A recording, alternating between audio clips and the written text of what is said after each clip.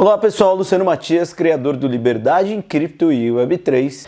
E você sabe quais são os motivos que fazem do Bitcoin ser valioso? Você sabe disso?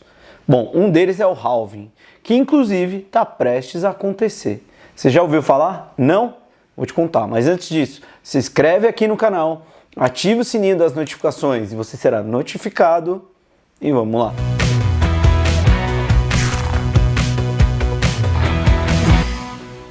O que é o halving do Bitcoin? O halving do Bitcoin, gente, é um dos eventos mais importantes para a criptomoeda. Mas para entender esse evento e a sua importância, você precisa entender um pouquinho como funciona a blockchain do Bitcoin. E vamos lá que eu vou te explicar. Quando ouvimos falar dos mineradores de Bitcoin, eles não estão com pás e machadinhas, igual lá os 7 anões, batendo nas pedras atrás do token, igual se minera o ouro. Mineradores são aqueles que colocam força computacional, ou seja, um monte de supercomputadores, para trabalhar para a rede do Bitcoin. Eles, com esses seus computadores superpotentes, resolvem equações matemáticas dificílimas que garantem com que as transações sejam concluídas na rede. E por esse trabalho, eles recebem as taxas de transação da rede Bitcoin. Eles recebem essas recompensas, que são as taxas que a gente paga para fazer as transações. Mas essas taxas que eles recebem sofrem uma correção a cada 4 anos, em média 4 anos. Diferente do mercado tradicional, onde os bancos centrais colocam mais dinheiro no mercado, quando acham necessário, o halving corta essa recompensa dos mineradores pela metade, fazendo com que o ativo fique mais escasso e, consequentemente, muito mais valioso e deflacionário. Ou seja, ele não sofre a inflação, ele é deflacionário. Para entender isso, tem uma coisa muito legal que é essa tabela aqui, ó. Vou colocar aqui.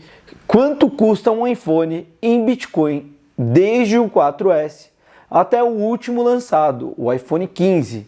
O preço só caiu em Bitcoin. Isso não quer dizer que o iPhone está mais barato, né? Comparando com o dinheiro fiduciário. Mas sim que o Bitcoin se valorizou muito mais. E o iPhone, em relação ao dólar ou real, segue mais caro. Mas em relação ao Bitcoin, ele segue cada vez mais barato. Mas vamos lá, voltando ao halving. Aproximadamente a cada 4 anos, o número total de Bitcoins que os mineradores ganham como recompensa por realizar aquelas transações cai pela metade. Ah, legal, Luciano, cai pela metade. Mas quem definiu isso? Quem escolheu esse cronograma de distribuição?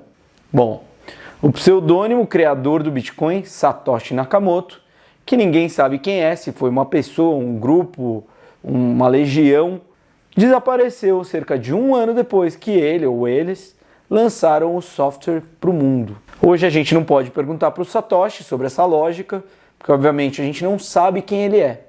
Mas os primeiros e-mails escritos por Nakamoto lançaram alguma luz sobre esse pensamento. Pouco depois de lançar o white paper do Bitcoin, o Satoshi reuniu as várias maneiras pelas quais a política monetária escolhida poderia funcionar, ponderando ali as circunstâncias sob as quais isso poderia levar à deflação ou à inflação. Isso foi logo após a crise de 2008 do subprime nos Estados Unidos. Foi isso que motivou também o nascimento do Bitcoin. E na época, Satoshi não fazia muita ideia de quantas pessoas iriam aderir a essa proposta de dinheiro descentralizado e nem que proporção isso deveria tomar. Se ele estiver vivo, ele deve estar muito contente. O que ele deixou foi algo muito simples, e eu replico aqui. As moedas precisam ser distribuídas inicialmente de alguma forma, e uma taxa constante parece ser a melhor delas. Com a maioria das moedas emitidas pelo Estado, um banco central, como o Federal Reserve dos Estados Unidos ou o Banco Central do Brasil, tem ferramentas à sua disposição que lhe permitem criar mais dinheiro ou tirar dinheiro de circulação conforme eles acharem necessário. Se a economia tiver em dificuldades, por exemplo, os bancos centrais têm a tendência de aumentar a circulação de dinheiro no mercado, ou seja, colocar mais dinheiro para circular, e de incentivar os empréstimos através da compra de títulos dos bancos também. O Bitcoin já funciona de forma totalmente diferente. O cronograma de fornecimento do dinheiro, da moeda, está praticamente 100% definido. Ou seja, não se pode criar mais bitcoins. Satoshi estabeleceu a quantidade de 21 milhões de bitcoins no mundo e é isso. 21 milhões, acabou. Nenhum bitcoin a mais do que isso deve circular na economia. E isso faz com que a moeda se torne automaticamente escassa, porque ela vai acabar um dia, ela é finita. Muito semelhante ao ouro, que é finito, aumentando ainda mais o seu valor. Ao contrário da política monetária das moedas emitidas pelo Estado, que se desenvolve através de processos políticos e instituições controladas por humanos, a política monetária do Bitcoin está escrita em código e está compartilhado pela rede, ou seja, ela já está definida. Mudar isso exigiria uma imensa coordenação e acordo entre toda a comunidade do Bitcoin pelo mundo todo e usuários, e hoje soa quase que impossível. A recompensa por bloco de Bitcoin que os mineradores recebem cai pela metade a cada 210 mil blocos minerados, ou aproximadamente aí a cada 4 anos. Essa redução ordenada da taxa de inflação do Bitcoin é conhecida como halving, gerando intermináveis previsões de estouro de bolhas por parte dos mais céticos que não adotaram a moeda. Todos criticam muito a questão do halving e etc. E ó, gente, o próximo halving está estimado para acontecer agora, dia 17 de abril de 2024, quando a recompensa por bloco deve diminuir dos atuais 6,25 bitcoins para 3,125 bitcoins.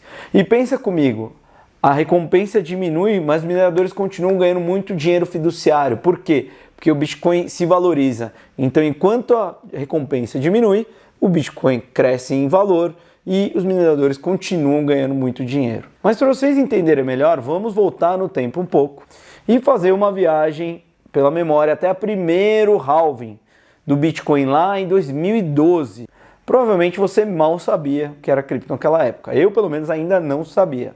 A primeira redução do Bitcoin pela metade, o primeiro halving, cortou os primeiros 50% da recompensa de mineração de Bitcoin de 50 para 25 Bitcoins. Então pensa, naquela época quem minerava ganhava 50 Bitcoins. Hoje parece bastante, mas naquela época não era tanto dinheiro fiduciário. Naquela época o impacto do halving ainda não estava precificado. A comunidade estava observando ali ansiosamente o que ia acontecer, já que o preço de fechamento no dia do halving foi de 12,20 dólares. Bitcoin valia 12 dólares em 2012. 12 anos atrás. 12. No início de 2013, o Bitcoin iniciou sua primeira grande corrida de alta, subindo de cerca de 12, 13 dólares para aproximadamente 1.000 dólares no final do ano. Já foi uma corrida bem interessante. Agora imagina comigo, se você tivesse comprado 10 Bitcoins durante o primeiro halving. Se alguém comprasse 10 Bitcoins em 28 de novembro de 2012, e 10 bitcoins na época seria coisa de 1.200 dólares, esse investimento hoje valeria quase 500 mil dólares. Isso na gravação desse vídeo. Quase 1,5 milhão de reais, gente. É muito dinheiro. 10 bitcoins. E impulsionado pelos choques de oferta inerentes às reduções do Bitcoin pela metade do halving, e também pela aceleração da adoção convencional, o Bitcoin recompensou os primeiros investidores, que é provavelmente o maior retorno de investimento da história. Muita gente ficou milionário nessa história da valorização do Bitcoin. Já o segundo halving aconteceu em 9 de julho de 2016 e reduziu a recompensa por bloco em 50% novamente, de 25 para 12,5 Bitcoins. A comunidade antecipou outra corrida de touros, outra corrida de alta, impulsionada pelo halving, já que as memórias de 2012 ainda estavam frescas ali na cabeça. Muitos previram um boom de preço. No entanto, alguns alertaram que uma recompensa de mineração menor poderia diminuir os lucros da mineração e prejudicar a rede. Isso pensando com a cabeça em dinheiro inflacionário. Como eu comentei, o que aconteceu foi o contrário. O Bitcoin disparou em valor e diminuiu em quantidade. Em 2017, o Bitcoin já teve uma incrível alta.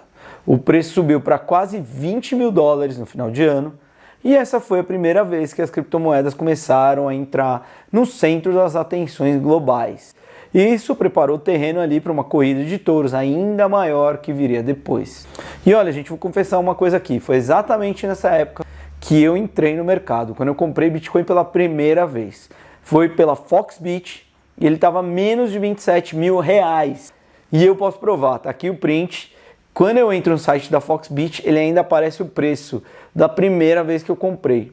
Então vamos para o terceiro halving, dia 11 de maio de 2020, já mais recente. O terceiro halving reduziu novamente, pela metade, a recompensa de mineração. Previsível, mas inovador. Com a recompensa de mineração indo para 6,25 bitcoins, que é o que os mineradores ainda ganham hoje, o Bitcoin estava se preparando para outra corrida de alta. Muitas especulações sobre a crescente adoção institucional e o Bitcoin como proteção contra a inflação. Pois é. Após esse halving, o preço do Bitcoin, obviamente, subiu novamente. A essa altura, a comunidade já estava preparada, já estava pronta e já tinham aprendido a lição. O dia do halving foi ansiosamente esperado, mas as verdadeiras comemorações só vieram depois, na incrível corrida de touros de 2021, quando o Bitcoin atingiu seu topo histórico em 10 de novembro de 2021, chegando a 69 mil dólares. Muitos dizem que a história deve se repetir em 2024. Será?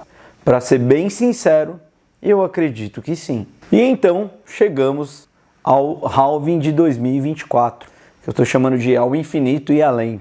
O próximo halving, como de praxe, vai reduzir a recompensa da mineração novamente pela metade, para 3,125 bitcoins por bloco.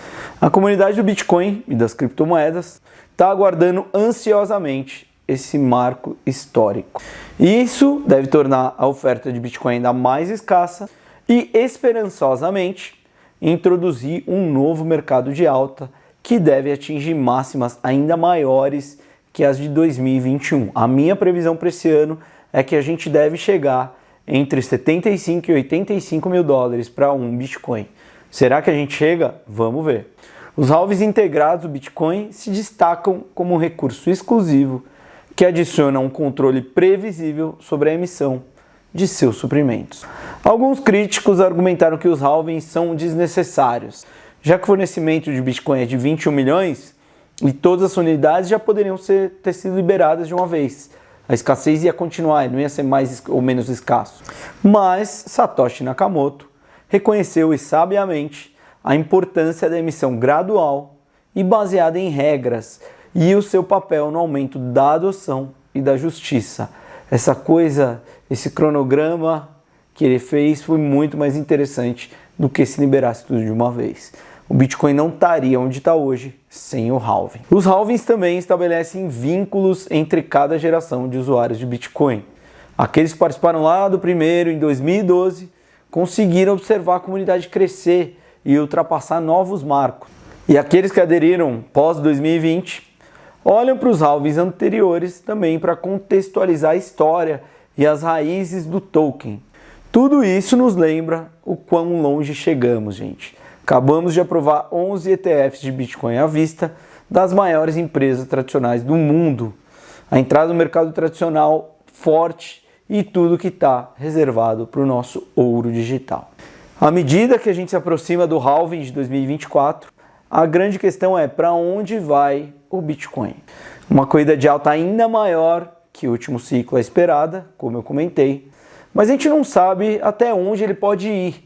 Por isso é importante saber o que está acontecendo e acompanhar o mercado, para ter ganhos ainda maiores e mais consistentes. E para isso você pode assinar a versão Premium da nossa newsletter Liberdade em Cripto e Web3, e o link está aqui na descrição do vídeo.